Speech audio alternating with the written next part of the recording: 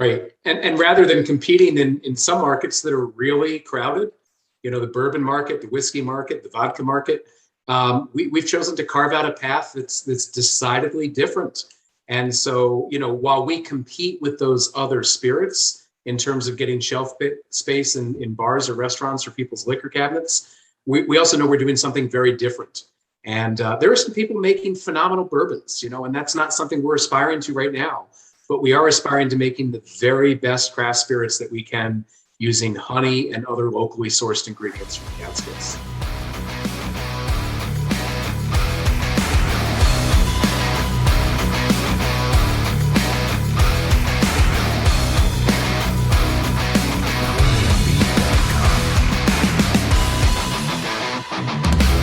Welcome to Inside the Line, the Catskills.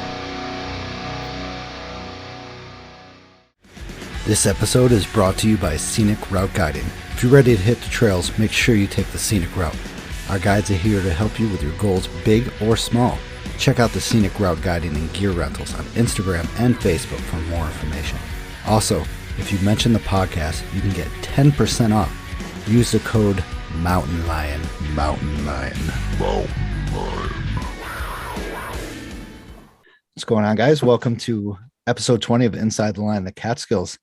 I'm here with some friends, RevSpirits, alcohol spirits. I'm not too familiar with spirits, so they're gonna explain some stuff. I bought some the other night, and it is delicious. So they're gonna explain their spirits, what they go through, the process. They're making it with bees and honey and stuff like that. It's delicious. It's fun.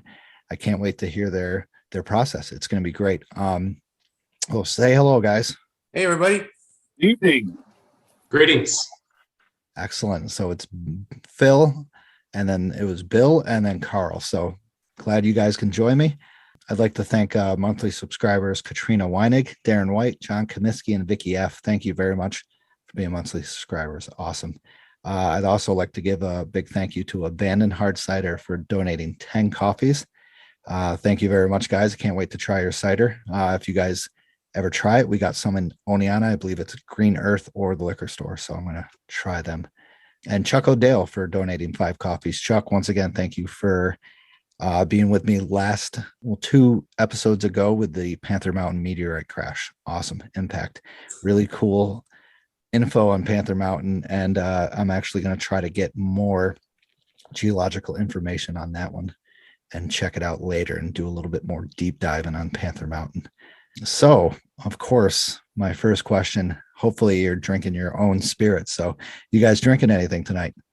Oh, I never drink when I do these things. It gets you more personal. Come on. No, I'm drinking. Excellent. What are you drinking? Oh, I just poured a little bit of red wine. Wasn't drinking our stuff. I like to do that in a more celebratory fashion with my partners. Excellent. Carl, how about you? Well, I was doing the dishes tonight and speculating on what cocktail to stir up, and my wife volunteered to make one of her famous Manhattans. We use 13th Moon. It's 13th Moon vermouth, a few dashes of bitters, and a delicious maraschino cherry. So, cheers. Excellent. And Bill, how about you, sir? I have been experimenting with cocktails because it's pretty cold, and what else do you do when it's cold? You can't get outside. So I made what's called the flannel.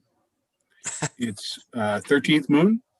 It's a allspice dram, which I made with honeymoon. It took me about 2 weeks to make it. It's delicious. It contains orange juice and a little bit of apple cider syrup, shaken and not stirred. Not stirred. Delicious. And you're wearing flannel, which is some bonus points. Exactly. So it all ties together in the winter times. Excellent. Well, it sounds great. I am having 13th Moon with ginger ale. That's about it. I am just a simple kind of guy, and let me tell you, it's delicious. Well, I'll tell you, Stosh, that I often liken 13th Moon to cognac or brandy, based on the way it's made. And cognac and ginger ale is a very big drink over in France. So excellent. You got it. You nailed it. Hey, I'm enjoying it. And also ginger ale is good for your stomach. So I need that stuff when I'm getting older. Excellent. So I'm glad to have you guys here. I'm glad you're having something to drink.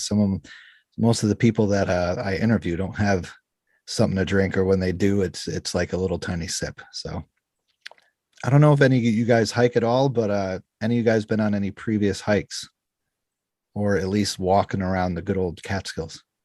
In our younger days, we did a lot of hiking. In fact, I think it was last year, Carl, we took the Boy Scouts of Jefferson. Went to the Adirondacks, went to the Cedar River Flow. No, I'm sorry. We went to the Buttermilk Falls. Buttermilk Falls, and we camped at the lean-to there, and we did a fire tower, and it was a wonderful trip. Yeah, Adirondacks or something else. Oh man, I got to get up there. It's just One of my favorite stops is that Owlhead Lookout in Keene. oh yeah. Short hike, but great bang for the buck in terms of just the views, the vistas. It's incredible. That was probably too many years ago. Yeah, it's we went up there a couple of years ago and we did Mount Van Hoevenberg. Phenomenal, easy hike with an overview of the Great Range. Oh, it was beautiful. And Goodnow Mountain fire tower, absolutely stunning. We went there at the perfect time when rain was like coming in, going over the Great Range, and just blown away. I wish the Adirondacks weren't 4.5 hours away.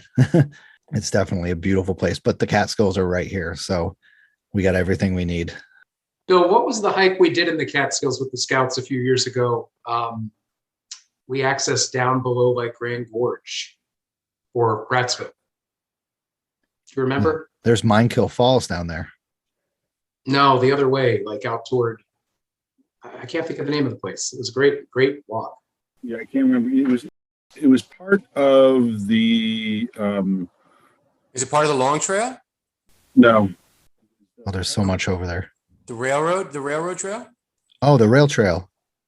You said Grand Gorge. That is what is it called? Catskill Scenic Trail?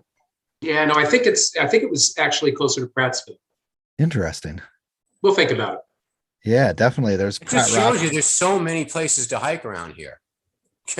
Oh yeah. It's absolutely phenomenal, especially like a little tiny walk with no elevation gain is all over the place. So if you need something easy to do, it's right there. Excellent. So Catskill news.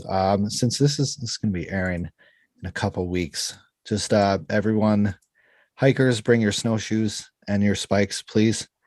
I don't know if this is airing the 31st. There's 2 weeks ago happened some good snowfall amounts. We got in Oneonta, we got 6 inches. I heard up in the Catskills 14, 12, 10. So winter is finally here. Thank Mother Nature. It's been an odd winter. Well, it's been pretty cold. The cold is good. I can withstand the cold and stuff. It's just the weird, 30 to 50, you go out with a sweater, you get out of work and all of a sudden it's sunny and 50 degrees. It's just odd in the winter up here. Yeah. But it's not fun. But I'm a winter guy. This funny thing is I used to hate winter here. Used to absolutely hate winters. I look back on my Facebook memories and you'll see some of my memories saying like, why the hell is it snowing again? I want to go back to Arizona. And now I'm like, please bring the snow.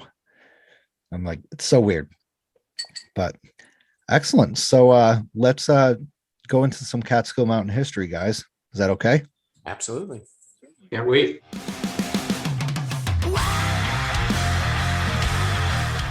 Catskill Mountain history tonight is about the Great Overlook Hotel. If you've been up Overlook Mountain, you could definitely notice the hotel ruins.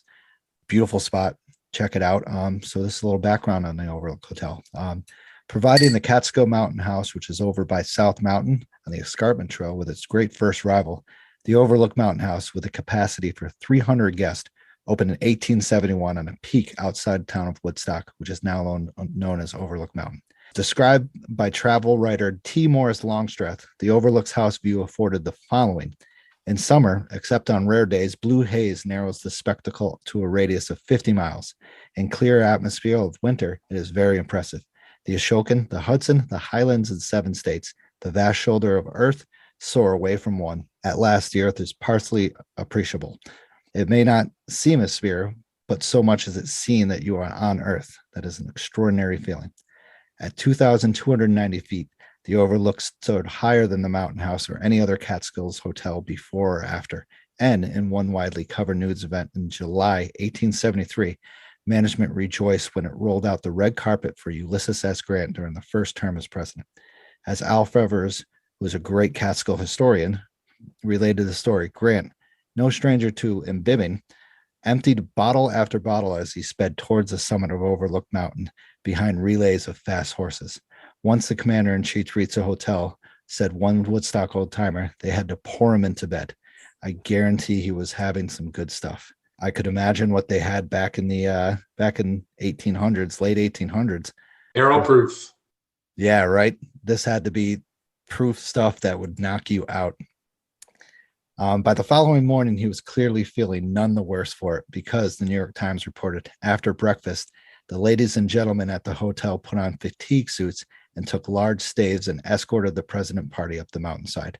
During the ascent, which was led by General Grant and two little girls, the guests sang war choruses and patriotic songs. 2 years after Grant's historic event in 1875, fire overtook the Overlook, just as many of the wood frame hotels in the era. By the time it was rebuilt and reopened in 1878, the other hotels catering to the well-to-do were also successfully operating in and around Catskill towns served by the Great Ulster and Delaware Railroad. So a little bit of short history on the Overlook Hotel. Nothing huge, but if you've ever hiked up there, you can't miss the Overlook Hotel. It's something you have to see. Hopefully you guys have been there. I haven't been there, no. Oh, Whoops. I'll have to change that. It's okay. It's a very easy hike. Unforgettable. Fire tower, it looks like a road all the way up. If you ever done Mount Oceantha, Yeah. just like that. Okay. Gotcha. Nice. Exactly like that. Check it out. The ruins are still there. Basically, big 3-story concrete building is still there. And then you get, to me, is the greatest view of the Catskills up top. You get a good look at Indian Head. You get a good look at Burroughs Range. You get an amazing look of the Hudson Valley and the Ashokan Reservoir. It is unbeatable, but hopefully you all enjoyed that little tiny snippet of Catskill Mountain history. I got to get bigger. I got like 4 or 5 books I got to read on Catskill Mountain history. It is, I don't know if you guys know any of it, but it's absolutely insane what the history we'd had here in the Catskill Mountains. A lot of alcohol, a lot of tanning, a lot of bluestone, but it's awesome. So let's get on to our guest of the night, Bill, Carl, and Phil from RevSpirits. I met Bill and Phil in Stanford on our way home from a hike from Wyndham High Peak. I forgot what the event was called, but it had local vendors in the town of Stanford, which is an amazing town. Please visit it. It doesn't matter if you're down in Hunter or staying down in Hunter, go visit Stanford. It's a gem, awesome gem. But we met at a local vendor event, and I had a sip of one of their spirits. At the time, it was a little hard for me, but you learn as you go. And I mixed it with some ginger ale tonight. And last night I had some Sprite, and it's absolutely delicious. My wife even loves it. But we're going to get into their process, where they sell it and other things like that. And one of the great things is their process is using delicious honey and the bees, which are very essential to life here on planet Earth. So we'll go one by one. Phil, introduce yourself, sir. Okay, sure. I'm Phil Potak. I'm a beekeeper, billionaire beekeepers, and Carl is the one who brought the widest range of bourbons that we ever saw in our lives into us. And so obviously you all realize we're into spirits, but starts with the bees and then goes to mead, and then we get on to spirits. But I'm just one of 3, so I'll let the next guy go, and then we'll put it all together. So Mr. Mumanthe or Carl, which it's so odd to say. Mr. Carl was once my high school teacher, so it's really hard to say Carl. So Mr. Mumanthe, Carl.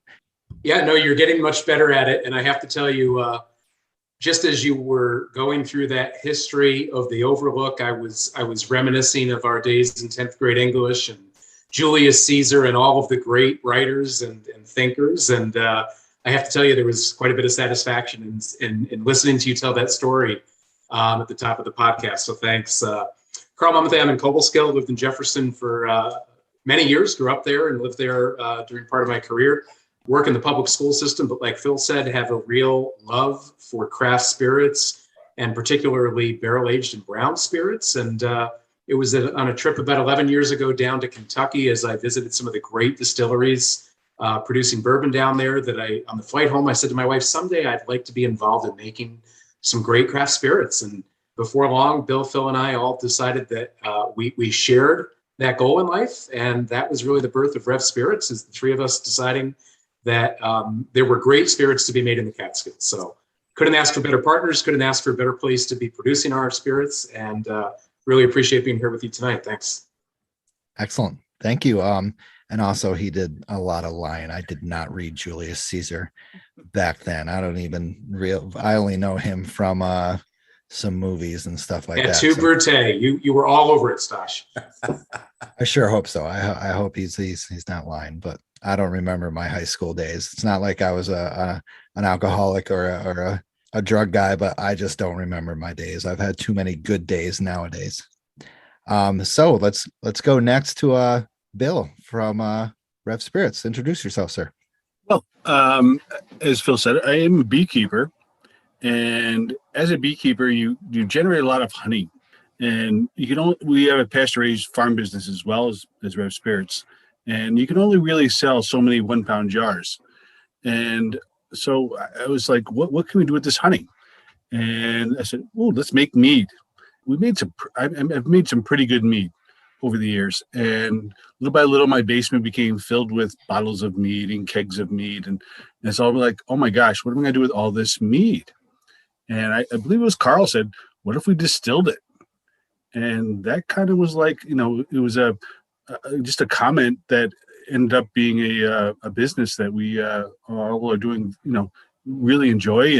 And it's all honey, water, and yeast. It's a wonderful thing.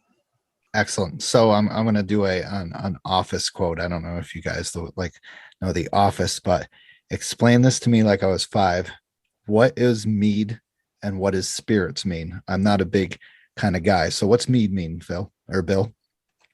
So mead is basically honey, water, and yeast. It's honey wine.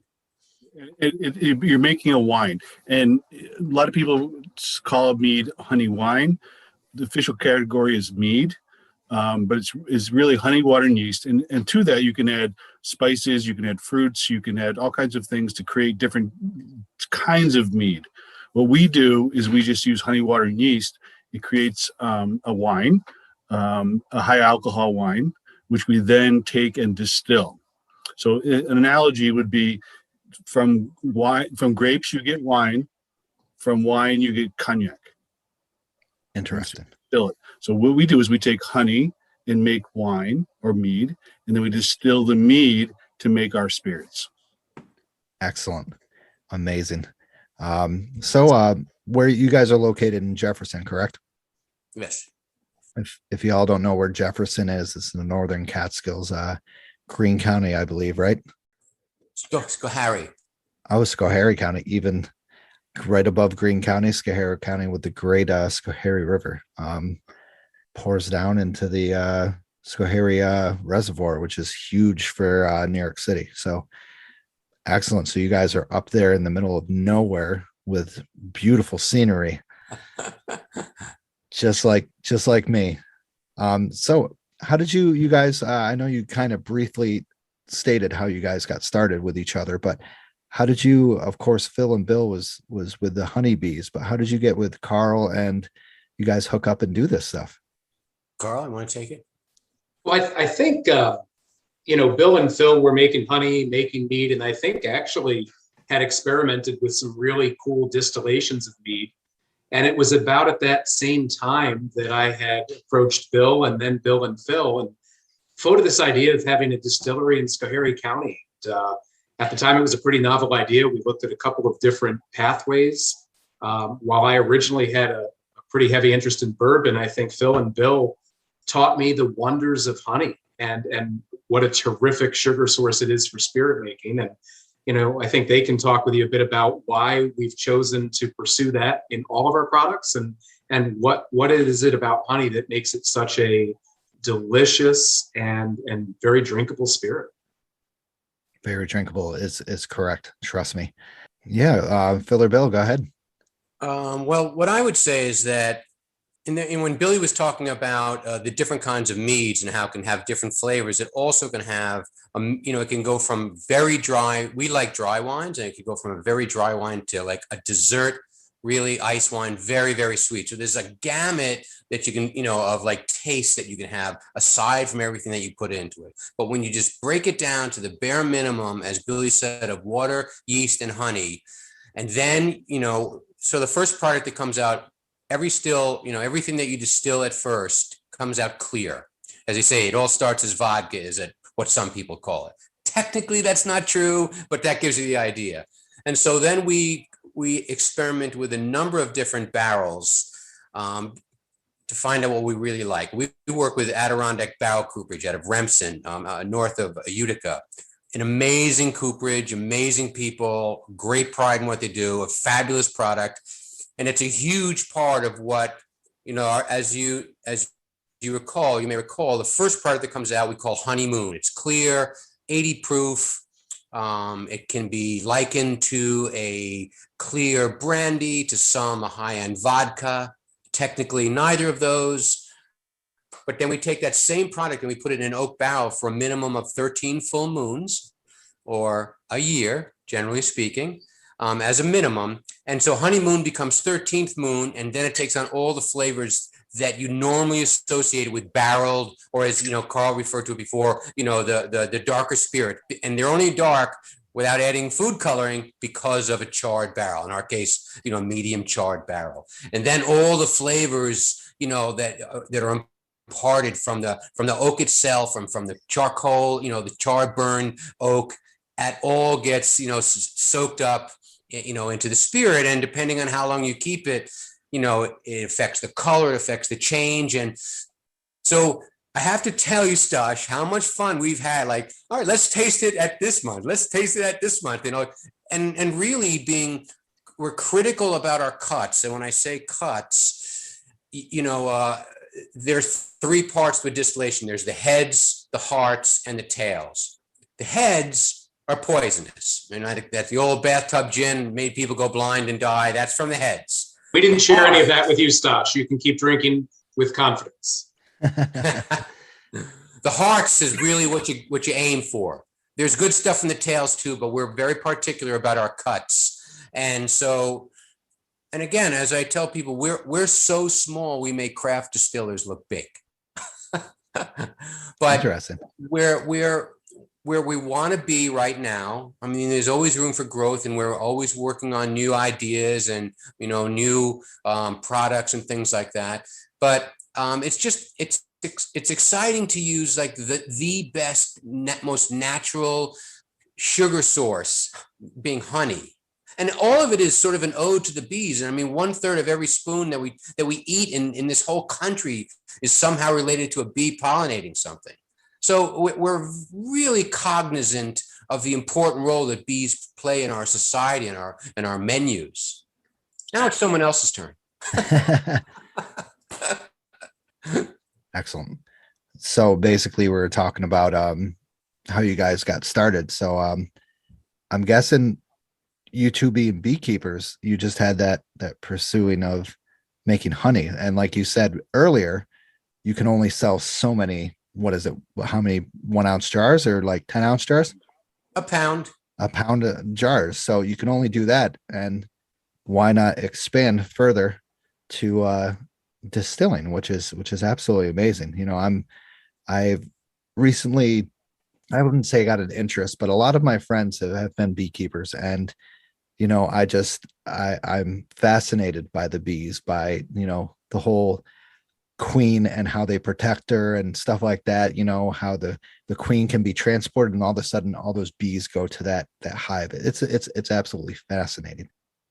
Stosh, one of the things about honey that's interesting, and one of the reasons that the market isn't dominated by more people distilling with honey is a super expensive sugar source. And, there are a lot of people that will ask the question, well, why are you using honey when you can distill from grains, or you can distill from potatoes, or you can distill from corn? And the answer is it really has a flavor profile unlike anything else. And so we think there's value in distilling from honey. And we think that the people who purchase our products and enjoy our products appreciate that value. Oh yeah. I seriously am so excited to get more of this.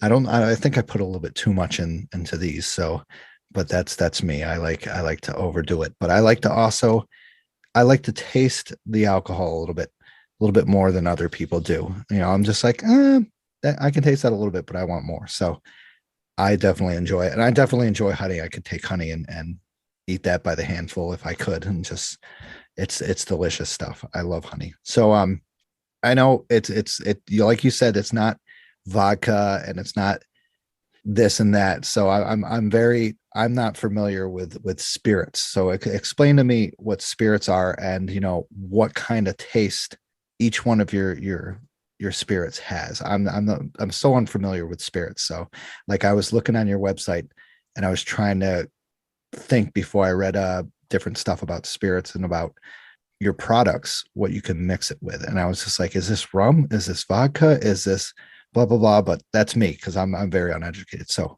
tell me about it. Spirits there's really no classification for spirits. We would love to have one you have vodka, you have gin, you have brandy, you have whiskey. There's nothing for some things that are made from honey.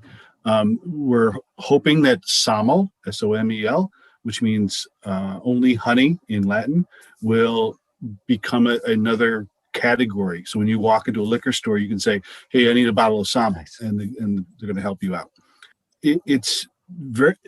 Our product is as any other spirit. Like our clear spirit is like, say, a vodka that you would, if you wanted to have a vodka to make a vodka tonic or screwdriver Bloody Mary with, you could take our product and use that the same way. We can't call it a vodka. It's not a vodka.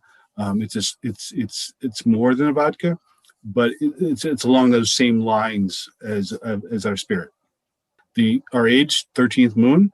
You can use it in the same way as you would a cognac. In fact, the flannel, which I'm drinking tonight, was a cognac recipe that I substituted 13th moon with. It's delicious. There's a Sazerac, which is out of another delicious cocktail that uses cognac, which substitute 13th moon, and it does an amazing job with it. You could also use a whiskey or a bourbon substitution. There is no when people ask us about what kind of spirit we have, it's unique. It's its own thing, and you really needed to try it. And you can substitute it any way you want. There's no rules on how to use it. And if you have an inclination of how it might taste, like putting with ginger ale, then that's what you do. And if you enjoy it, then that's what we want. Yeah, we've learned a long time ago that how we drink our spirits or how we drink spirits in general aren't necessarily the same ways that our customers do. And everybody's palate is different. Everybody's seasonal preferences for beverages are different. And so we try to let people know that we have some really versatile products that will probably be a staple in their liquor cabinets. Exactly. That's perfect. And Stosh, getting back to your, the whole discussion about the Catskills and picking up on what Carl said, not only do we think that we have products, and we haven't even spoken about Conundrum yet, which is the third spirit that we have. We'll talk about that in a sec, but not just a craft spirit, but maybe a craft spirit that there's a little bit of extra pride because you're from the Catskills or you visited or you have childhood memories. And, so it's to us, it's a special thing. I mean, we could have gone, as we said, we could have gone to corn or grains or something else. I mean, they make spirits from sugar and water, but, so, taking the local flora with our bees and turning that into a spirit that people can enjoy in any fashion they want is really kind of, it makes us all smile when people come back and say, oh, I had this cocktail, I had this at this restaurant. And, it brings genuine joy, to us that like, oh, we can't, we created this, it's fun. Right. And rather than competing in some markets that are really crowded, the bourbon market, the whiskey market, the vodka market, we've chosen to carve out a path that's decidedly different. And so, while we compete with those other spirits in terms of getting shelf space in bars or restaurants or people's liquor cabinets, we also know we're doing something very different. And there are some people making phenomenal bourbons, and that's not something we're aspiring to right now. But we are aspiring to making the very best craft spirits that we can using honey and other locally sourced ingredients from the Catskills. Excellent. And the Catskills is an excellent choice, as it being, I would say, so diverse. One end, like Schoharie end, has amazing farming and areas, farming old plowed areas. And then you got the middle Catskills, the central Catskills, which is full of trees. So it's full of life. It's full of wildlife and insects and everything like that. So excellent. I'm glad you guys are kicking some ass in the Catskills. Let's just say that. Doing this in the Catskills. So let's talk about your spirits and how they're made. So I know you got 3 spirits. I'm excited to hear about this. So how about we go with the one that I had today, 13th Moon. That's you kind of explained that earlier. So again, when we'll fill up a still with mead, and we pull all the alcohol out of that by heating it up. Alcohol will boil at a lower temperature than water does. So the alcohol boils off and steams off, and it goes through a condenser, cools down, drips out pure alcohol. Okay, so we're pulling the alcohol out of a large amount of mead, a large amount of honey wine mead, and then turning that into a high proof, clear spirit. And so we take that, and then it rests. There's a process that goes on where it rests and blah, blah, blah. But ultimately we proof it down because it's close to, let's say 180 proof. So it's pretty undrinkable. And we bring that down. I mean, it can't go into a barrel legally above 125 proof. So we bring it down to, what we think is a reasonable proof. And that's another thing that's part of, the nuance of creating a spirit is where, you put it in the barrel, at what proof you put it in the barrel. So ours could be anywhere from 100 to 115. It depends on a number of factors. So anyway, we take that clear stuff, we put it in a barrel for, as I say, a minimum of 13 full moons, or what is practicable for us to then take it out. And, along the way towards the end, we're tasting it and looking at the color and, understanding the profile. And then when it's ready, it gets filtered and put into bottles, and everything is hand done. Every label is put on by hand. Everything is written down, by hand. It's labor intensive at times, but that's how we make 13th Moon. Excellent. I enjoy it thoroughly, so I can't wait to get the other ones. What's the next one we're going to talk about? Billy, tell them about Conundrum. So we have a local grower in Schoharie County called Tony Van Glad, who kind of invented a sorghum squishing machine that he grows sorghum in Blenheim, New York. And wait, let's back up. Do you know what sorghum is, Stosh? Absolutely not. Okay, I have a feeling we might have to back up a little bit. So let's start with that, Bill. So sorghum is basically it's a grain that looks like a stalk of corn, but doesn't have tassel, doesn't have the corn things to it, and it's high in sugar. So what Tony did was he planted the sorghum. He invented this machine that would cut it off. So you imagine driving through the machine through a cornfield, and this thing would cut the stalks off at the ground. It would feed them into a conveyor that would crush them and squeeze them, and the juice, which is this bright green juice, would fall into a tank underneath, and then the crushed and squeezed stalks would then exit the machine. So he would collect this green syrup, this green liquid from these stalks, and he would take it back to, he's a maple producer as well, so he would take these stalks back to this juice back to his farm and boil the juice in his evaporator, his sap evaporator. which would create something very, very similar to molasses. So it's very dark, it's very rich, it's very delicious. Yeah. So it's big down south. They use sorghum syrup as a sweetener on a lot of the great things that they eat. You know, their pancakes, their buckwheat pancakes, their grits. All kinds of baked goods. Yeah. I have to look into this. and there's to do this in New York State is crazy, and that's kind of Tony's a little crazy anyway. But he developed this whole thing. He's pretty famous. If you look at, he's famous for developing the machine that did all this thing. Excellent. And so he had this sorghum, and we were talking one day, why don't we use Tony sorghum? I mean, how cool could that be?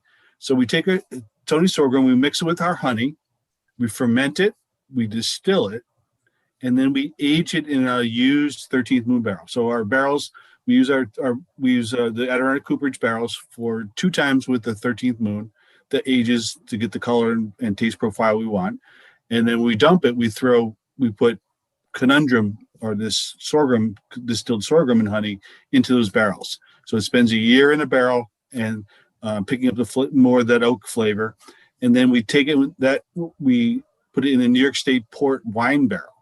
And so we finish it in the wine barrel. It picks up all these complexities of the port and the oak. And it's a wonderful thing.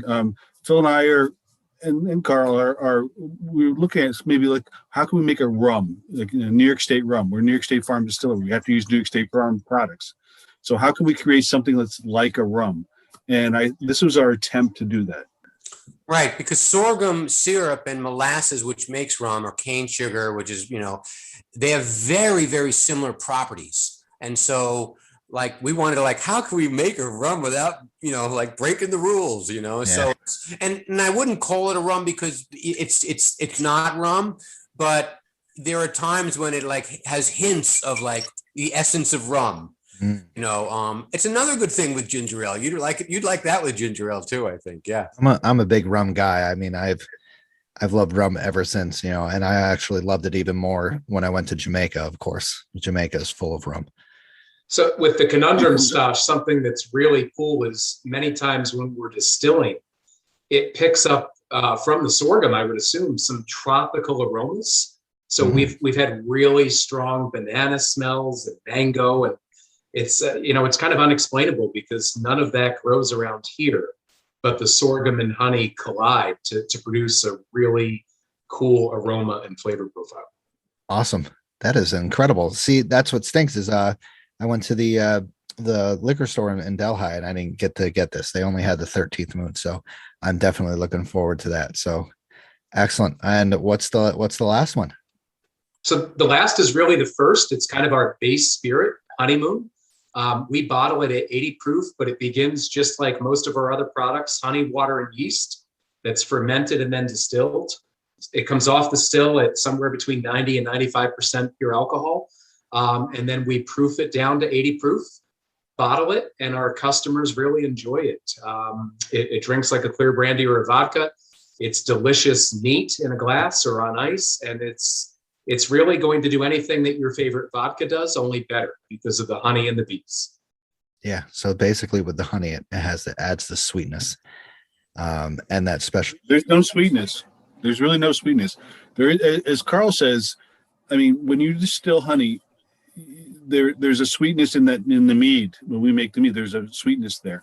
When you distill that sweetness should not carry through into distill it. It should be a pure, clear alcohol distilled. And what Carl's comment is always, it carries the DNA of the honey.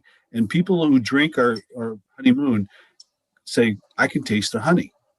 And you shouldn't be able to, because you're distilling it off at like 180 degrees up to almost 210 degrees. And you shouldn't be able, the honey flavor should not be there. But the weird thing is I taste the honey too. Yeah. And you really shouldn't. You shouldn't be able to. But you do. Ghost. That's what the honey ghost. That's why I said that. The honey ghost. It's not just the taste or the sweetness, Tosh. It's almost a mouthfeel. Our honeymoon is the same proof as vodka, but it's got a softer mouthfeel. It's a little more subtle, a little more buttery, a little more smooth. And to Bill's point, I think that's that's something that honey contributes that grains or potatoes or other sugar sources cannot. Awesome. That's like I said it has a sweet taste. It's not, that's crazy because I can taste the honey. Come on. It's crazy. That is so funny that you say that. So in a short, we kind of went over what the taste of each one. Let's go quick overview of the taste of like 13th Moon, Conundrum, and stuff like that. Can you explain that? Is that explainable? Well, I would say for me, 13th Moon definitely has notes of caramel and vanilla. There's a woodiness to it from the oak. That's what I pull out. I know other people pull different, as Carl said there, and everyone's palate is different. Everyone tastes things differently, but those are some of the things that I definitely pull out of 13th Moon. And next is Conundrum. What can you taste with that one? Guys, help me out here. Well, Conundrum, it's a conundrum. It's a conundrum. It's very delicious. It picks up all the oak characteristics, and it's a lot. It's different than 13th Moon. Well, one of the things is, when we finish it in the New York State port wine barrel, and port wine, are you familiar with that, Stash? It's just it's a fortified wine on, sometimes it's sweeter than others, but there's a sweetness to it. So when we finish it for our Carpenter port wine, barrels from Orange County in New York, it brings on another element that is like completely, changes the game from 13th Moon. I mean, it's honey and sorghum syrup in a 13th Moon barrel. So it pulls out some of that. And then we finish it in the port wine barrel, and it's a whole new level of taste complexity. So I would say some people, and we've heard things across the board. Some people say, "Oh, this is sweet. I really can taste the port wine," and other people say, "Like this tastes like Scotch to me," which is like, I mean, like, okay, do you like Scotch? Oh yeah, well, we're aiming for that then. You know what I mean? So Interesting. It really depends on everyone's palate, but the port wine barrel definitely adds a dimension that's different than anything else that we do for sure. Excellent. Wow. I gotta get these other ones, man. This is depressing that I only got this one. So in the Conundrum, Stash, I mean, if you walk into a liquor store and say, I'd like a spirit distilled from sorghum and honey, they're going to look at you like you have 2 or 3 heads. So a lot of people, when they taste Conundrum, they're like, there's a whole lot going on here. Well, yeah, because people aren't using sorghum. Most people aren't using honey. And we're doing a double barrel aged process. So there's just a complexity to Conundrum that I think is unlike anything else on the market right now. Interesting. What's the last one that we Yeah, so Honeymoon is the last one. Again, it's a clear spirit. So by default, clear spirits are supposed to be as close to pure alcohol as one can reasonably get within the labeling guidelines. I think it's got a very soft, clean taste. Some people pick up citrus, some people pick up, lemon, but I really think it's just a soft, clean spirit taste. And, if I put it side by side with my favorite vodkas, it usually wins hands down. definitely gonna vodka is not my thing. It's a little too harsh for me, so I'm definitely gonna have to check this out. Yeah, Honeymoon's a little softer, and I'll tell you, in the summer, a nice pour of Honeymoon with a cube of ice, swirl it a little bit, and it just opens up, and it's like nothing you've ever had. Impressive. Little twist of lemon, honey and lemon. You can't go wrong. Yeah, honey, you can't go wrong. My God, God, my mouth is watering right now. I'm having one of the drinks, but my mouth is watering just thinking about the honey. All right, so of course, this all comes from honey and bees. So they're a huge part of the ecosystem. Of course, we all know that they are keeping our planet alive, and we need more of them. Of course, we talk about like the bees. What got you into beekeeping? What got you into using honey to make your spirits? Go ahead, Bill. About 25 years ago, when I bought my house, it was a summer camp for people from Long Island and situation, but they had put a beehive in the wall of the kitchen, and it had a storm window. So you could take off the panels of the storm window and see the bees working inside the kitchen wall. Wow. And but there's a lot of moisture and things, so they had rotted out the whole sill of the back wall, and so I needed somebody to come in and take those out for me. I didn't know what, I wasn't a beekeeper at that point, and I found this guy, and he came in and he did it, and he said, "I need help. Will you help me?" So he dressed me. I had no idea what I was doing. He dressed me, and we went in and took this hive of bees out, and it was so cool. And I'm going, "Oh my God, I want to do this." And so the next year I bought a couple hives, and we've been having bees ever since. And then, Phil started soon after I did, and it's just I can't imagine our farm not having bees on it. It helps us so many ways. You stand underneath the apple trees in the spring, and the whole tree hums because of the bees, and it's just there's bees everywhere. It's just and the what they make, and it's so cool. The whole thing is just unbelievably cool. I mean, for a year I taught school, and we had bees at our campus at school, and I've turned so many kids on who were deathly afraid of bees when we started, who then are like installed nukes for us. I mean, it's just even the kids realize that they're gentle and they're not going to hurt you. And the only way I get stung is if I do something stupid, and it's my fault. Yeah. I got stung. Yeah, excellent. Wow. Yeah, that's incredible. It's almost like they installed their own like high school experiment in there, to watch the bees as they work, and then you fell in love with the bees when the guy was just like, help me. Amazing. That's so cool. And Phil, how did you get into beekeeping? Well, I got into it, right after Bill did, and we were just talking about it, and we start suffering from allergies from quote hay fever or whatever, and you start, I've at least a spoonful of honey every single day of my life, and you build up what you have allergies from by eating the honey on your property, so that's one aspect of it. It's like if you get a burn, the best thing to do is put honey on it. Raw honey, always raw honey. Never put honey in the microwave. But I just am cognizant of how important a role it is. And as Billy said, it's like when you sit outside and just watch them work, and learn about, how everything is about the queen and how everyone has their role, and it's, and they have a lifespan of about a month. I mean, it's just an amazing thing to learn. Most of the bees are females, as you probably know. And so, the more you learn about it, one can't help but like sort of fall in love with this, this culture, this universe of bees.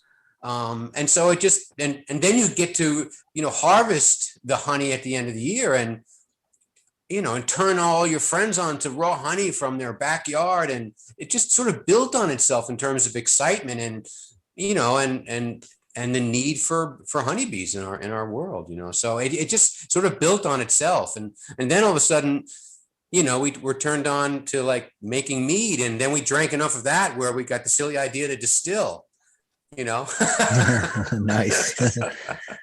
So yeah, it's just the importance of it and the fun of it. Yeah. I mean, I like I said, my friends have been beekeepers for a couple of years, and just going over there and just sitting there and watching them and hearing them, it's really neat. And then, you don't get to see very often the interior of a beehive, and watching that stuff, online, you're just like, wow, these things work really hard. And I never knew that they only lived for 30 days. That's incredible. That's insane. Yeah. So they don't really want to sting you because they die when they do that.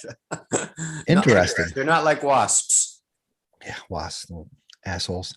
So Phil talked about our operation being very small, and you're really looking at our entire team right here. But we do like to say that we have more employees than any other distillery in New York State, because the bees, hundreds of thousands of them, are producing honey for us every year.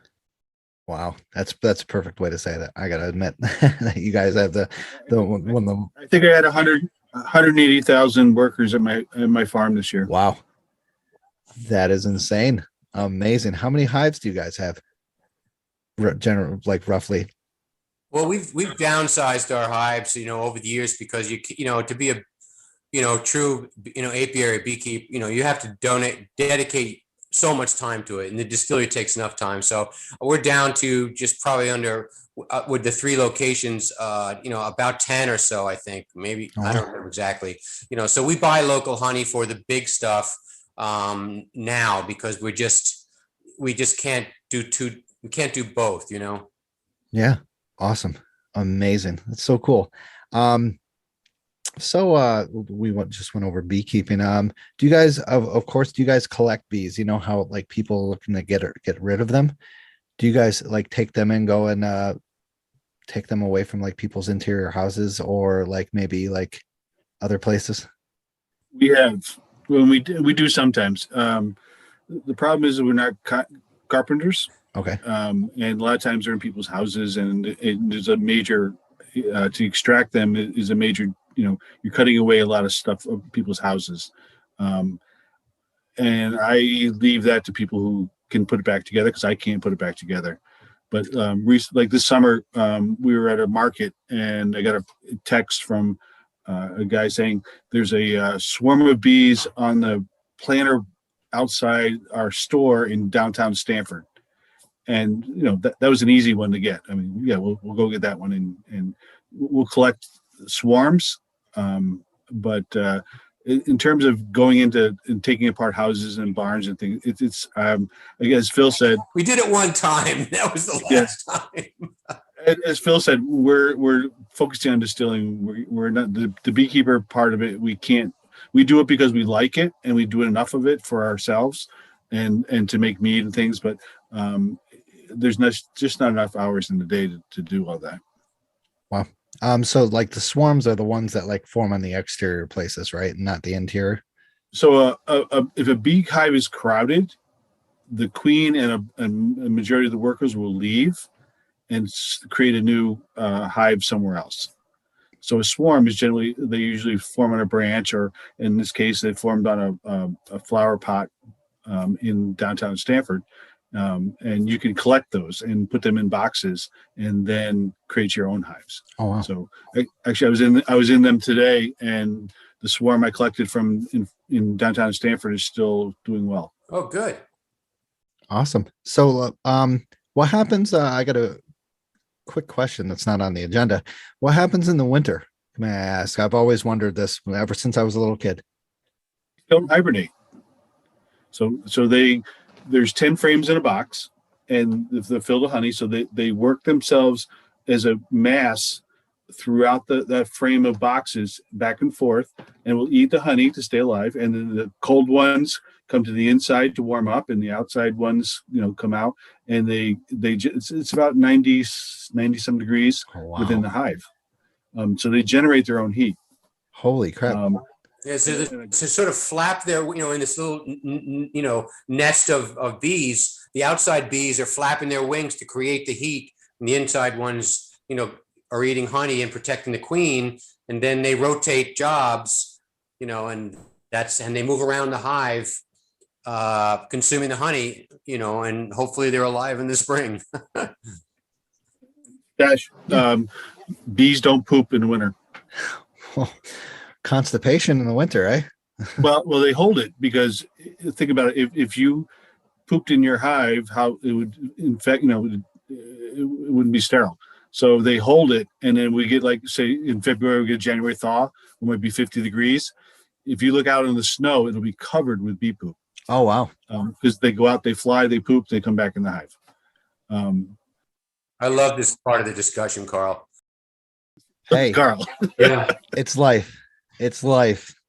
Bill gets to tell that part of the story. Phil and I, we keep ourselves appropriately distanced from that. I just think it's such a cool thing. I mean, I'm not going to poop because I'm not going to foul the place where we live. We raise our brood. We eat our honey. We're not going to poop there. It's spoiled. And yeah, well, and it's just another cool thing about bees that they, as you say, you do not poop where you eat. That's right. Wow, unbelievable. Yeah, that's so cool. I never knew that. So being like when they, how many, you say you have 180,000 workers.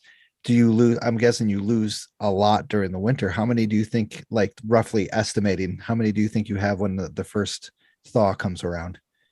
Well, beehives in maximum, like usually about 60,000 bees in the summer in a hive. And as Phil said, they 30-day lifespan, but then there's different, it's kind of a crazy thing, but as you get closer to the winter, those bees that are born in the fall will last all winter long and make it through until the spring. Interesting. So there's obviously not a lot. I would say, I don't know, Phil, 20,000. I was going to say 10, but yeah, it varies. 10. I mean, as your winter goes on, you're going to lose more and more. Obviously, there's bees dying from old age, really, as the winter goes on, hopefully. And then the rest that are left are going to be able to create a new colony of new brood and new young for the spring. Wow. That is some cool stuff. So I know this is a very odd question and a very kind of, I don't know how to say it. Just a very odd question from, the ecosystem and from global warming and from climate control.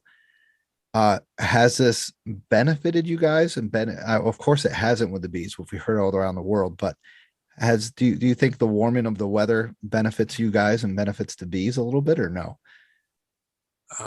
Personally, I don't think that the changes are beneficial. The sort of overriding climate changes are beneficial. If obviously bees do a lot better down in Georgia and South Carolina, whatever, when it's warm all year round,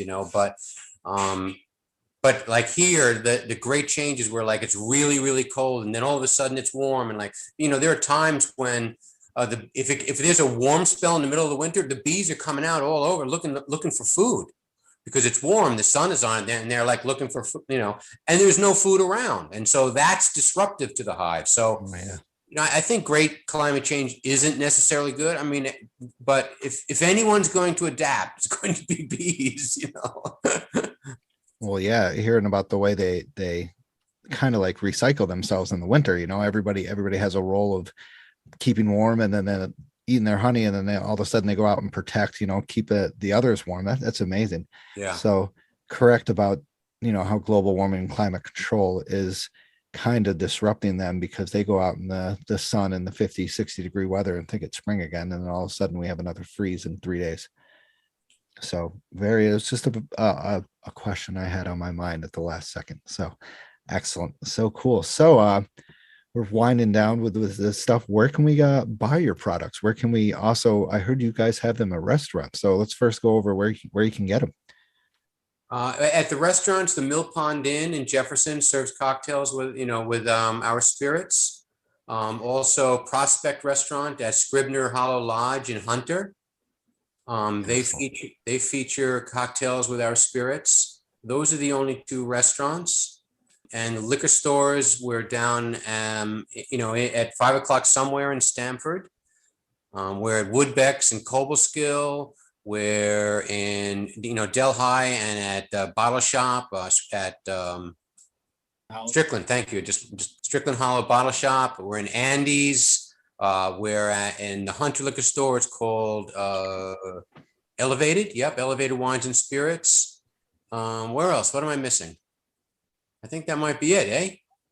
I think so. So yeah, as we grow, we're looking to expand that. But at this point, because we're so small, we're trying to keep it to generally what's in our area and the Catskills around us. So we're able to, continuously, stock with whatever their needs are, Continue the local love.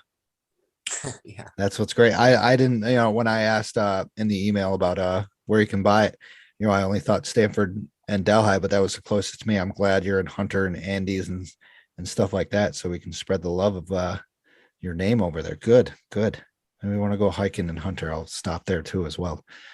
Get like 5 bottles.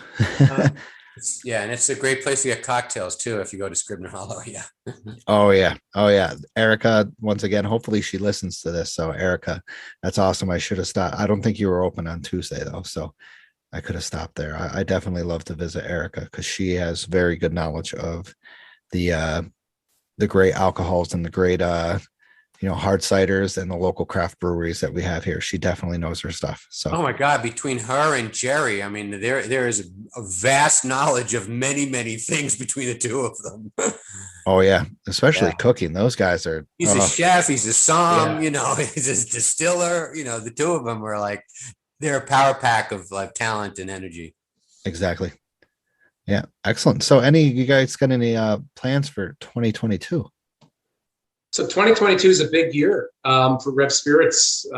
We're going to be doing a much more strategic introduction of our spirits in the capital region. So we'll be at farmers markets in Guilderland and in Washington Park in downtown Albany. So that's an exciting opportunity to introduce our spirits to some new places. And Phil and Bill can talk a bit more about the property that we have in Jefferson and our plans to develop that in the coming year. But that's something we've been working toward and we're really excited about. Excellent. So we own almost 10 acres of land right on Route 10, adjacent to the 13-sided barn in Jefferson. And we have plans. We're working right now on trying to we're looking for a builder who's going to get back to us hopefully soon to build a tasting room and distillery, providing with an outdoor space. We're very conscious about COVID and creating space where people can be outside and enjoy our cocktails and sit by the fire and have a great experience drinking spirits made from honey. Awesome. That's that's great news, especially in the Capital District. They got a good a farmhouse spirit up there and great areas that they just sell local stuff. I know a friend that does some stuff over in Troy. I forgot what that place was called, but they definitely do some local stuff over there in Troy. And then down in Kingston is a big spot too. It's a hot spot for that stuff. Yeah. So We're also working to get into the Cooperstown farmers market and down in Woodstock, Boyceville area, or Phoenicia, I should say. So we're trying to, branch out a little bit more in 2022.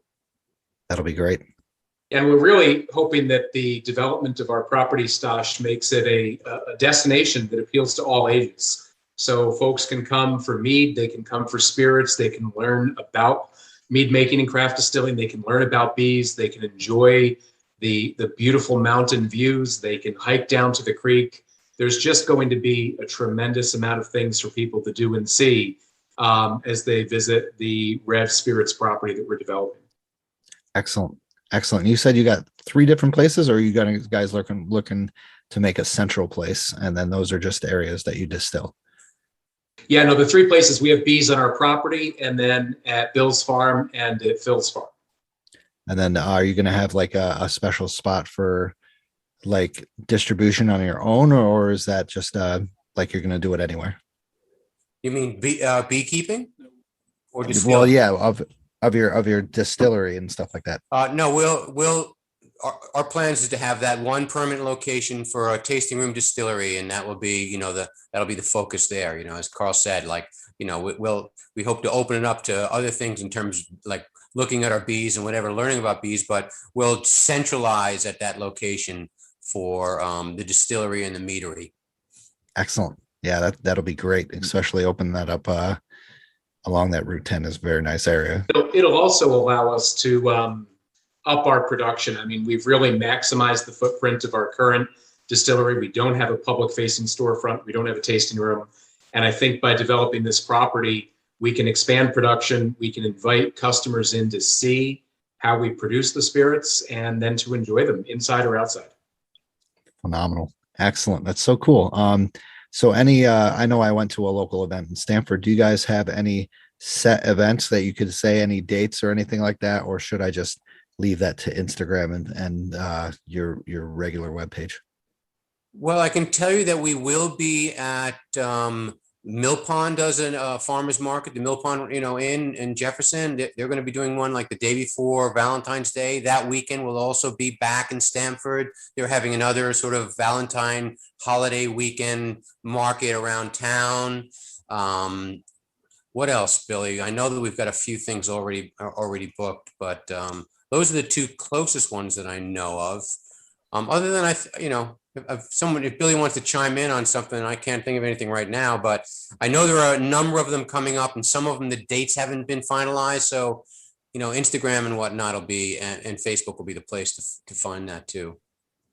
We're committed to bigger. We're trying to expand out a little bit, so we're looking at food and wine festivals in Syracuse, Albany, and Binghamton this early winter, spring. That we hope to like expose ourselves to other people, let them see what we're doing. But yet Instagram is definitely the way to follow us. We post on there a lot, and if you want to know where we're going to be, look at Instagram. And if you want to replicate Bill's cocktail tonight, the recipe was posted. Yes, I saw that. Where'd you guys get that cup? My wife was like, that cup is amazing. That cool, weird shaped cup. There was a Christmas present from Carl. You got to tell me where those things are, because those are sweet. If I get that for her, she'll love me. That's important in life. So yes, definitely. Well, that's amazing. That's great news. Branching out is definitely the way to go, because my wife and I went up to the Adirondack Wine and Food Festival.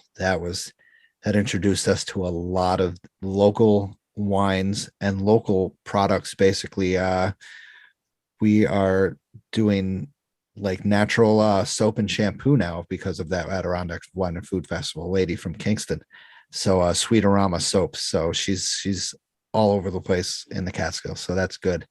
And like you said, going down to Woodstock. Woodstock has an awesome, of course, farmers market down there. Yeah. Definitely. So Stash, two of the blessings of the pandemic have been, one, while it limited some marketing opportunities early on, it gave us the opportunity to get a lot of our spirits into oak and aging. So we have a lot of spirits that will be coming out of barrels and into bottles here very soon. And that's been a nice side effect of the pandemic. And the other thing is it's really expanded our customer base and had people focus a lot more on where their food and beverages come from, had them place value on the importance of knowing the creators and the makers and the farmers. And it really brought an influx of people in from the metropolitan New York area and other areas to either introduce or reintroduce them to the beauty of the Catskills. And we just really appreciate all of our new and our loyal customers. And many of them were introduced to us because of this pandemic, where they came up here to seek refuge and discovered some great spirits along the way. That's a great point. That has been, the pandemic once again is horrible, but you know what?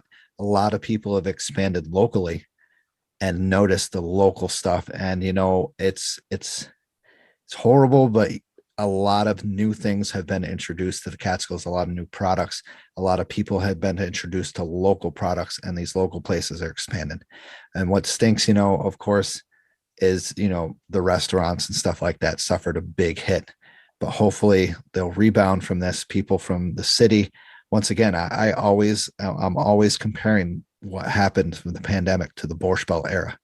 We had that time of where people left the Catskills and were just like, oh, we can travel, we can do this.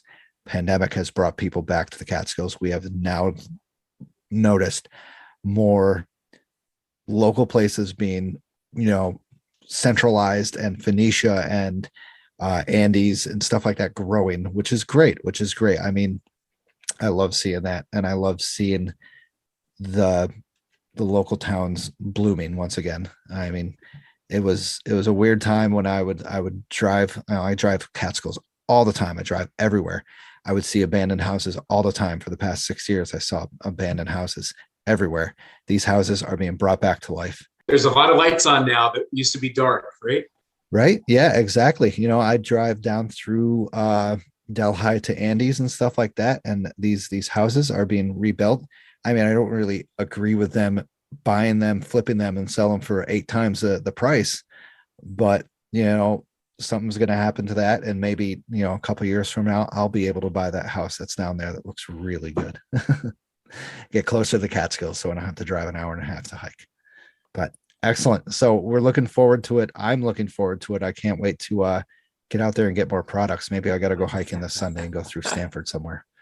Go to Bear Pen Mountain, maybe hike up Bear Pen Mountain. Hopefully you guys have heard the story of Bear Pen. Have you? Bear Pond? Bear Pen Mountain, right outside of Prattsville. I'll have to introduce you guys. It used to be an old ski resort. So they had a big fallout with a local guy, and I'm going to be hopefully getting that guy who did a huge report on Bear Pen Mountain. Take a look at it. It's very cool stuff. So yeah, well, you guys got any special shout outs before we end the show? I would just say, if I were to shout out, would be to Adirondack Bow Cooperage for the great job they do and how important that is to our final product. I'd shout out to Mill Pond Inn for carrying us and being the first to, we launched there in November of 2019. And I'd shout out to Scribner Hollow Lodge, because they make such great cocktails with our stuff. And as I said, Strickland Hollow and all the places that carry us, they're the ones that I mentioned before, the liquor stores and whatnot. So we're just appreciative of the support that we've gotten from them and the good response. Carl? Sorry, some great partners, early adopters, Stash. And like I said earlier, just our customers, people who are willing to break out of their habits and try craft spirits and meads from honey. And they have become very loyal customers, and we appreciate their purchases and we appreciate their friendship. Perfect. Bill? Bees? I was waiting for that. Let's shout out to the bees, because without the bees, we're nothing. I mean, you're not even talking to us. So the bees are important, and not just to make spirits, but to do everything else. As Phil mentioned, it provides food for all of us, and we need the bees, and I think people need to be aware of what they do. And I did a post earlier this week about how please look at things like herbicides and pesticides and neonicotinoids. Don't do those things. Dandelions are the best thing for bees. Like, leave dandelions in your yard. Kind of like your consciousness needs to be a little bit aware of what you do when you do it, how you're going to affect, especially things such as fragile as the bees. So, think about what you do before you do it. Right. Even I have learned to appreciate the beauty of dandelions, and that's a tough one for me. I've got issues, but I let those dandelions grow because I know that they play an important role. Great point. Yeah, my wife started growing a lot of flowers in the back, so hopefully we'll get that product going and the bees flying in the back there. So hopefully my dog won't get stung again, because that was pretty funny when my dog got stung by a bee. It was hilarious. She got looked like what's his name, Sylvester Stallone after a fight. It was phenomenal. Yeah.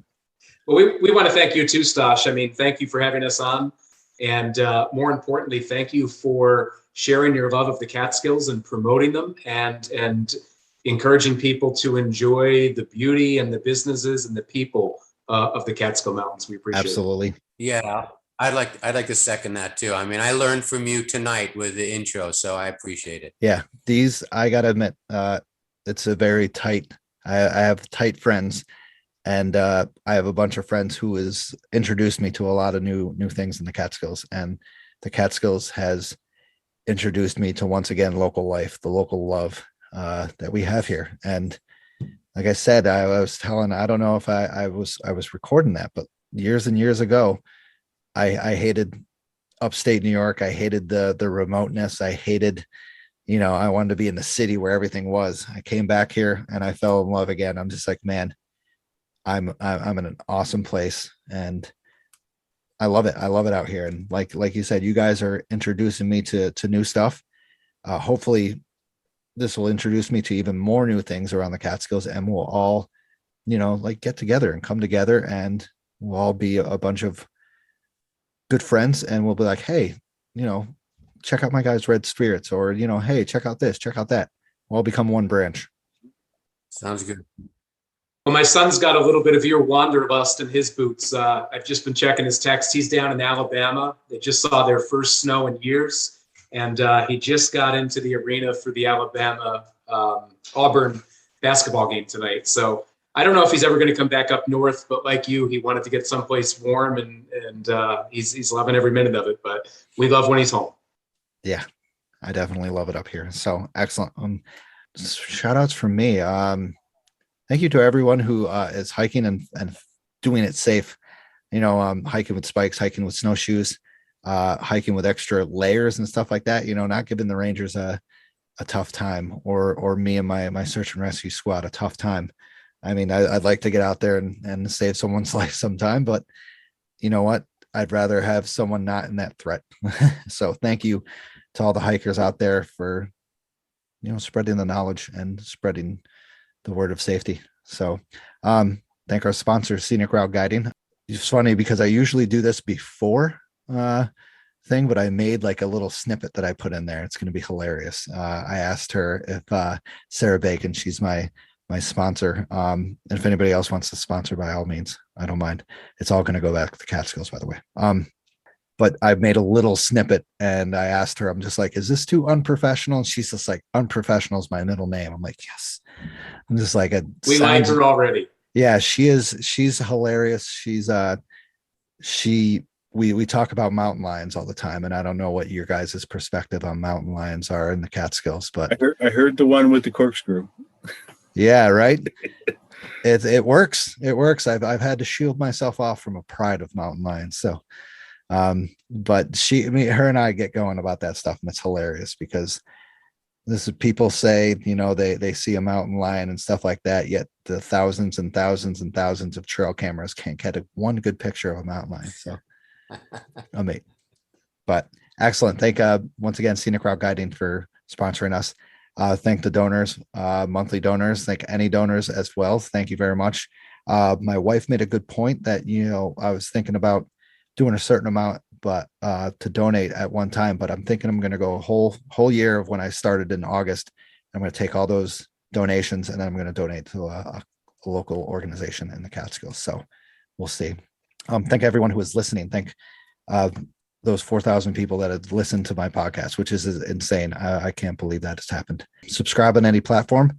Look me up on Facebook, Instagram, Twitter. Look up RevSpirits on Facebook, Instagram. I don't know if you guys have a Twitter. Facebook and Instagram. Okay, Facebook and Instagram. Check out their website as well. I'm going to get as many links as I can to put in the notes of the podcast to link you up with different places that you can buy this stuff. RevSpirits, once again. Shoot me a review on Spotify or Apple Podcasts, whatever. I don't care what you do. Just I'm glad you're listening. Once again, thank Bill, Phil, and Carl for joining me tonight. I had a great time and I learned a lot, and I can't wait to try your other stuff. Thank you so much, Stosh. Thanks. Great seeing you again, Stosh. It's great seeing you guys. Have a great night. You too. You too. Thank you.